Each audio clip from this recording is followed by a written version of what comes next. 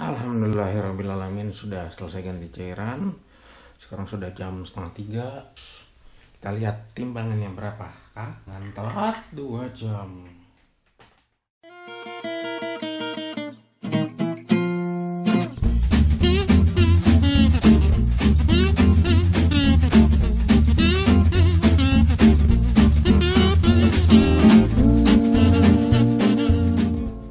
Assalamualaikum warahmatullahi wabarakatuh. Bagaimana kabarnya semua teman-teman Jaman Factor, kita warrior di luar sana? Masih semangat, masih puasa, masih puasa. Taqabbalallahu minna wa minkum wa mana wasimakum. Selamat hari Lebaran Idul Fitri 1441 Hijriah. Mohon maaf lahir batin. Nah, di episode kali ini saya mau bercerita ngacak soal apa yang sudah terjadi selama sebulan ke belakang ketika saya berpuasa. Ntar kata 1 bulan ke belakang, saya ingin bercerita tentang bagaimana saya melewati puasa. Langsung saja kita bercerita tentang bagaimana 1 bulan ke belakang saya melewati puasa Ramadan. Saya mau bercerita tentang bagaimana 1 bulan kebelakang saya melewati Ramadan. Saya tidak full puasa penuh selama 30 hari.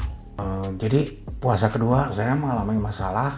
Jadi pas hari kedua itu saya buka puasa seperti biasa.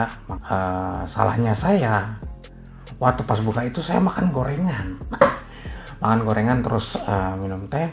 Saya tidak berpikir bahwa itu akan memberikan efek yang lumayan signifikan pada saya. Jadinya saya makan gorengan dan minum teh. Nah, setengah jam kemudian saya makan makanan berat, tapinya malah ngebuat saya jadi tidak karu-karuan badannya. Itu malah jadi mual, nggak enak badan gitu kan. Terus istirahatin badan untuk tidur, ternyata tidak bisa, tidak nyenyak sampai akhirnya sahur. Nah, ketika sahur saya berpikir mungkin setelah sahur badan saya lebih enak gitu. Terbantu oleh ganti cairan. Setelah ganti cairan akhirnya sahur saya paksakan, tapi tetap tidak bisa. Nah, baru sepiring nasi saya tidak makan karena ada rasa mual. Terus akhirnya muntah, perih lambung. Saya nebak-nebak itu asam lambung saya naik gitu karena masalah gorengan tersebut gitu. Akhirnya saya hari itu tidak puasa gitu loh. Besoknya hari ketiganya kan saya puasa tuh, mulai tuh sahur. Saya udah siap beli minuman elektrolit, terus makanan yang manis-manis. Sahur, minuman elektrolit gitu. Pas buka, saya lakukan hal yang sama untuk mulai makan yang manis dulu, minum air hangat tuh. Kemudian akhirnya alhamdulillah saya kembali normal dan bisa puasa sampai hari ini gitu loh. Nah, di video-video sebelumnya saya sering mengasih saran untuk minum teh manis sebelum buka gitu. Nah, ternyata itu kita minum teh manis setelah makan itu salah. Kalau minum teh manis sebelum makan berat itu tidak apa-apa, tapi yang terjadi kalau kita minum teh manis ketika setelah makan itu malah jadinya bahaya gitu. Nah, kenapa bahaya? Karena zat tanin yang ada dalam teh itu mampu menyerap zat besi sekitar 60%.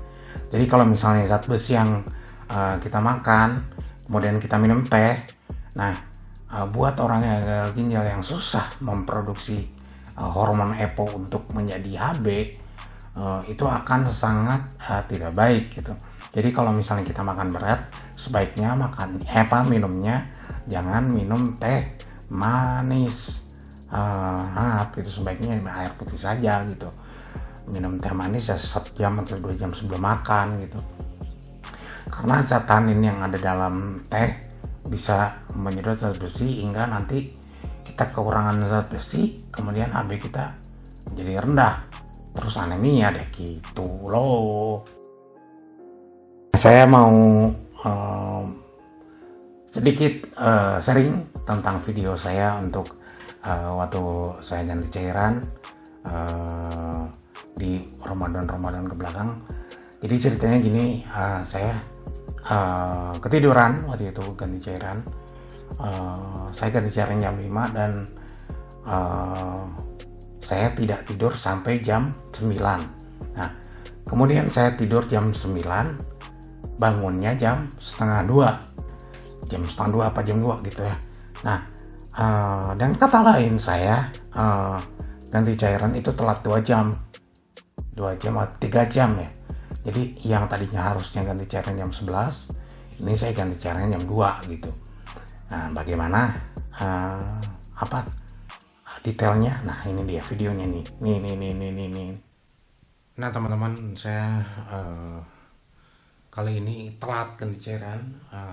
Tadi saya ganti cairan jam 5, sekarang udah jam 2 siang. Dengan kata lain saya sudah telat dari jam 5 kan. Nah, saya telat sekarang udah jam 9. Sudah 9 jam, berarti saya telat 3 jam. Apa yang terjadi kalau misalnya saya telat 3 jam? Nah, sekarang saya mau ganti cairan. Kita lihat cairan yang telat diganti selama 3 jam itu bagaimana sih? Kalau saya sih ya kita lihat saja ya. Oke, nanti cairannya mau tekor atau tidak, normal atau tidak gitu. Oke.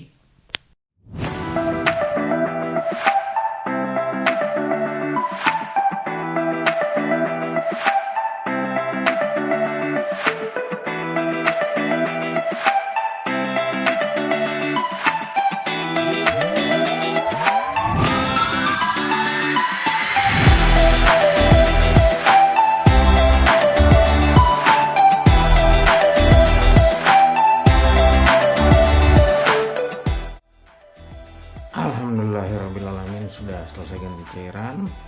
Sekarang sudah jam setengah 3. Terus kita lihat timbangannya berapa. Dengan telat 2 jam. Oke, coba lihat. Oh, ternyata setelah saya telat 2 jam masih lebih 100.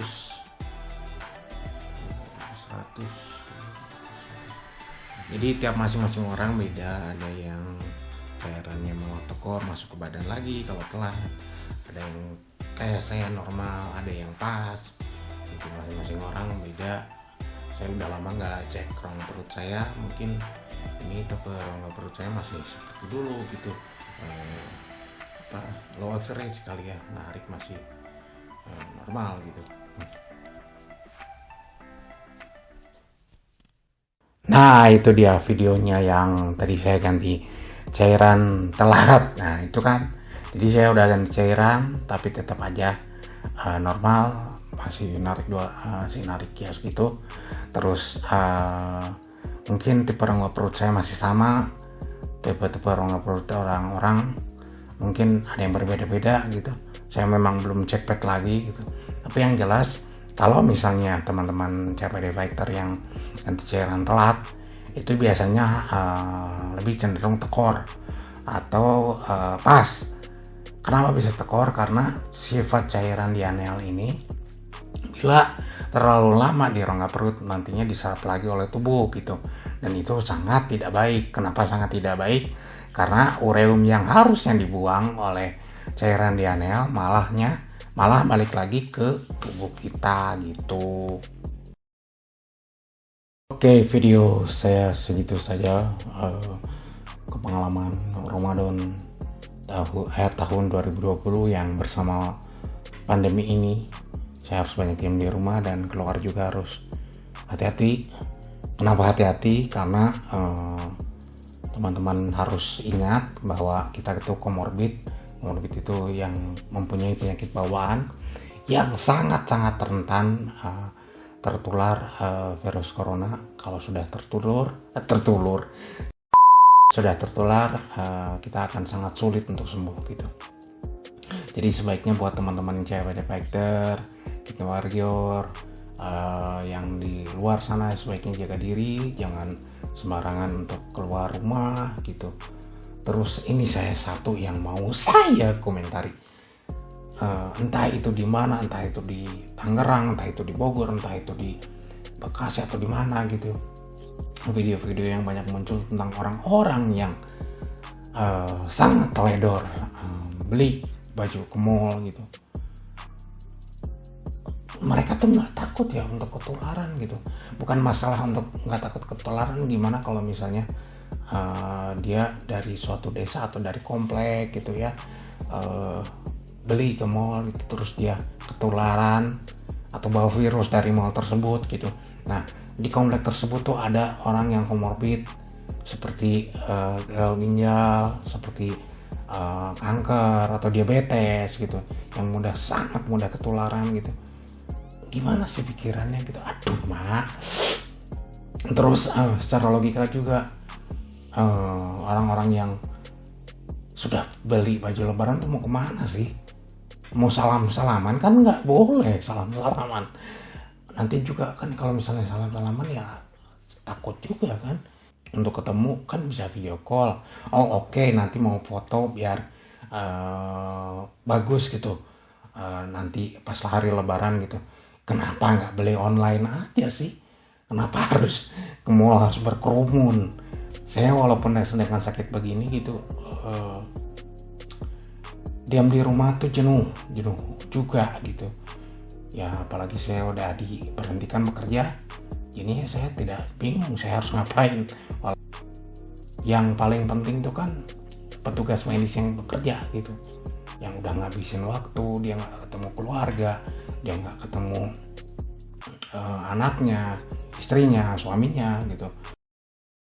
Dan bertambahnya virus yang nantinya diderita oleh orang-orang gitu yang setelah dari mall tersebut, jadinya kan makin panjang tuh.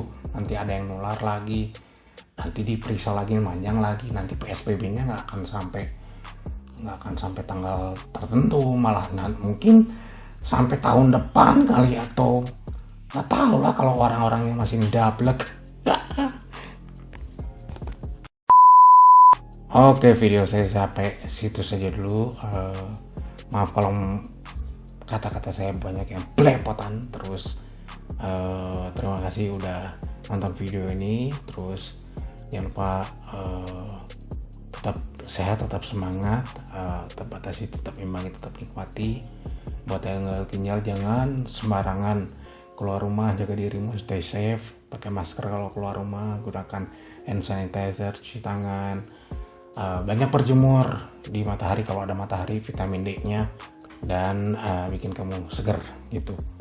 Oke, dadah, sampai bertemu di video selanjutnya. Semangat, wassalamualaikum, selamat lebaran, selamat lebaran, selamat lebaran.